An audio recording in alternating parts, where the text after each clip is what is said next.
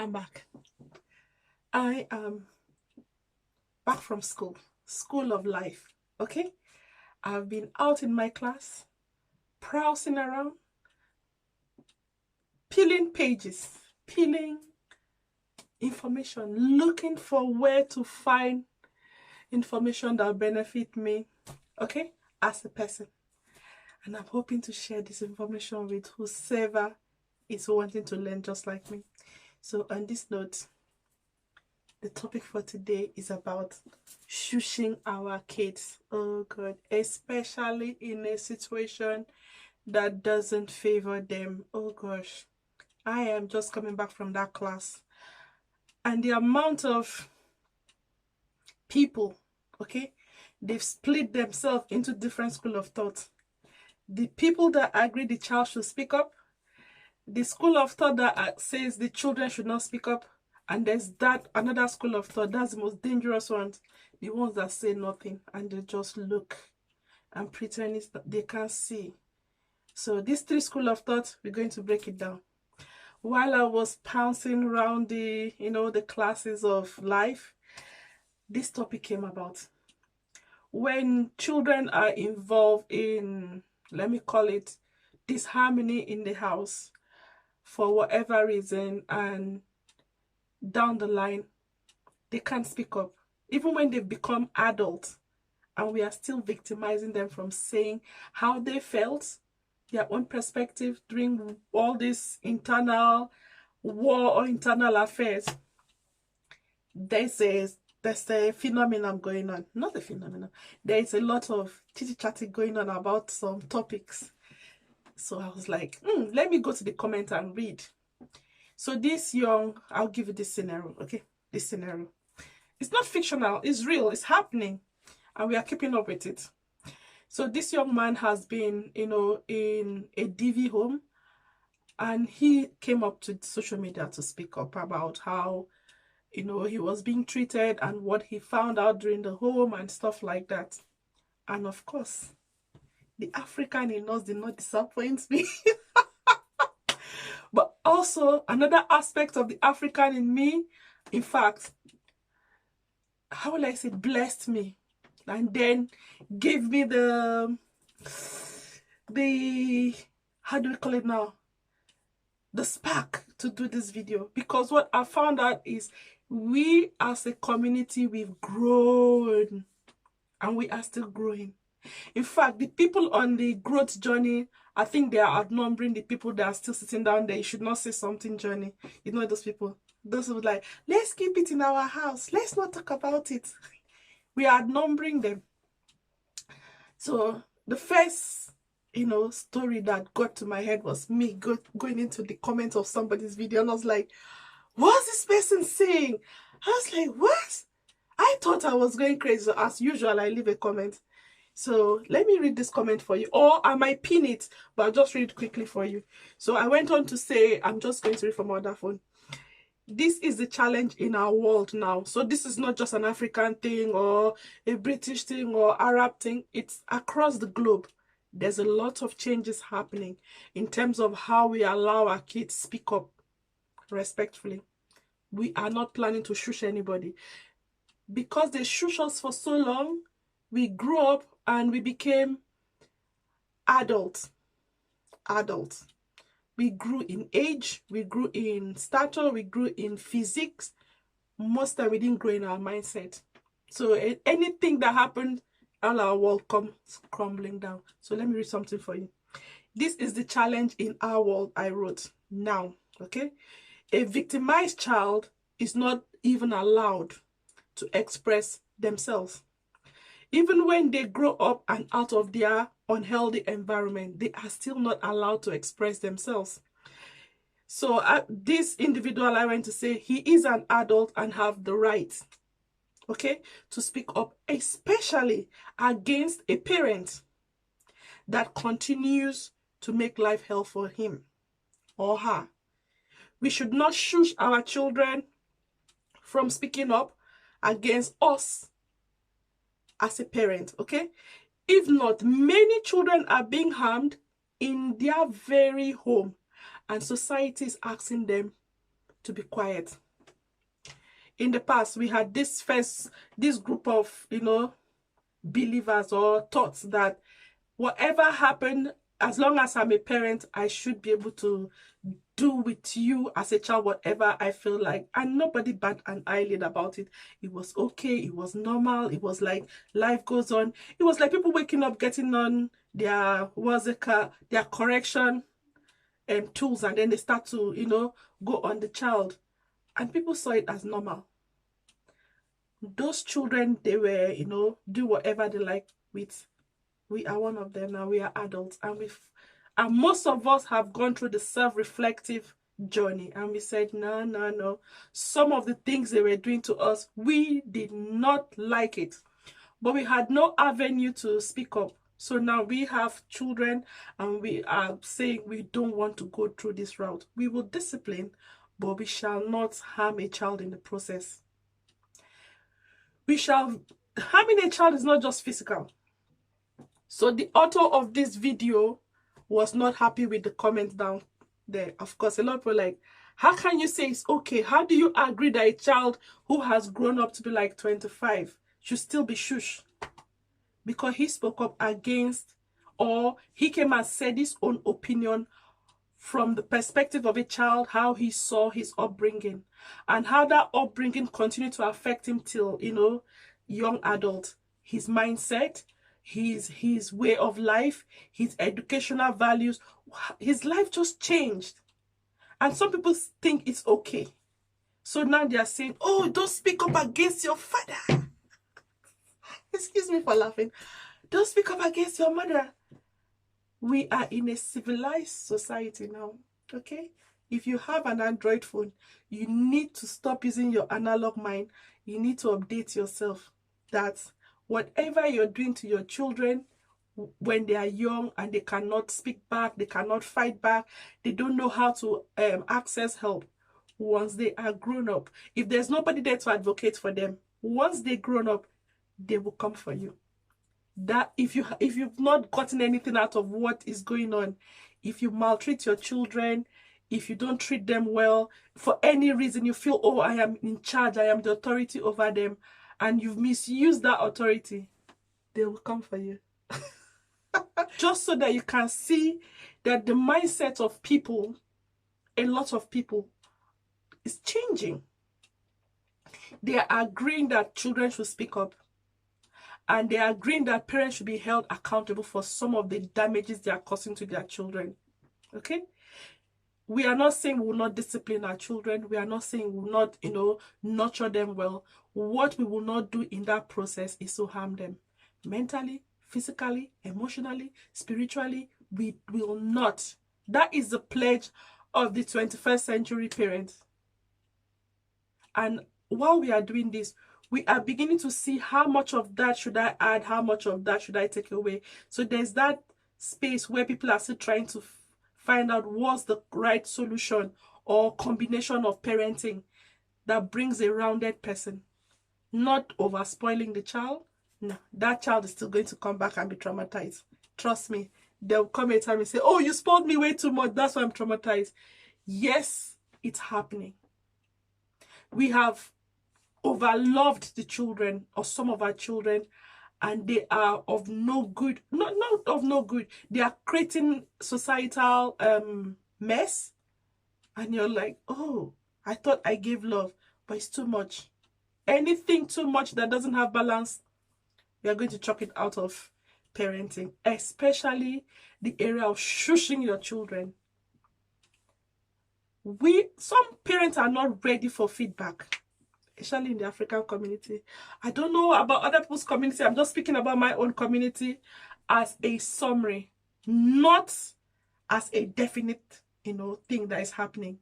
But my greatest happiness is, if we were to score it now, the people against shushing children, we are topping the chart. And I was so proud of the comment.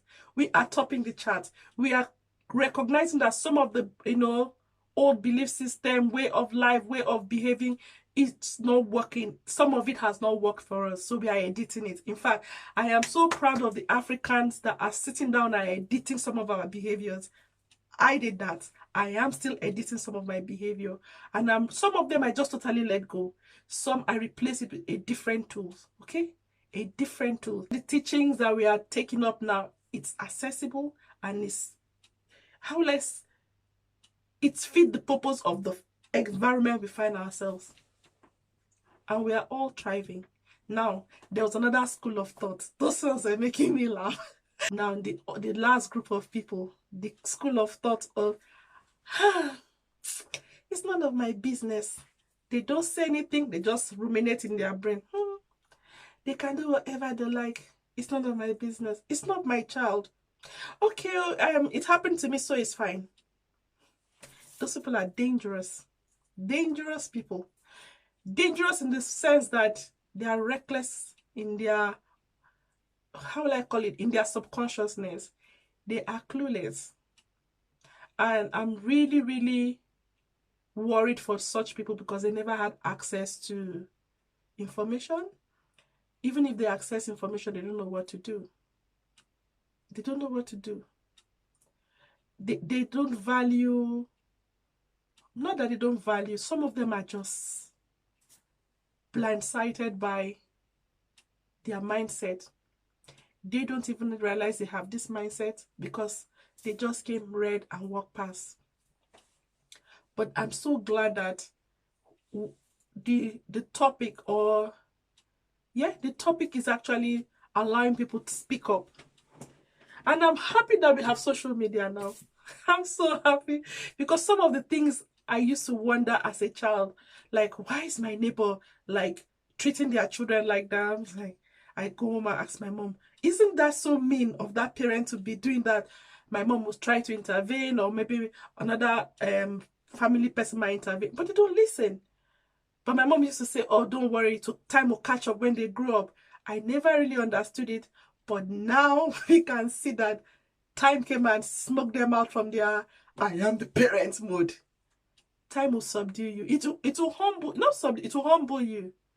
So when we are going around traumatizing our children, we are just repeating the trauma cycle, and somebody comes and break it or tries to, show us how to stop the constant, trauma bonding. People are like, no, why do you want to stop us now? We've been doing it like that since I used to be number one.